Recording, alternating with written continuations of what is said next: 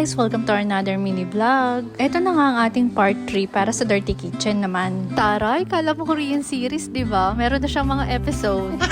Para naman sa mga tiles na ginamit dito ay ako na nag-decide. Yung tiles na gamit sa countertop namin ay tira lang yan gamit dun sa CR sa taas. Tapos yung pang backsplash at saka yung pang flooring namin, yun lang ibinili namin sa Wilcon. Habang namimili nga ako ng tiles para sa flooring namin, ay ang tingin ko talaga dito sa nabili ko ay color beige. Pero nung naidikit na, nagmistulang white na. Ang choice talaga ni Mr. dito ay wood tiles. Pero ang sabi ko baka lalong lumiit tignan tong dirty kitchen namin. Pero dahil pang 7-footer ang pride natin, hindi ko aaminin na sana pala sinunod ko na lang siya.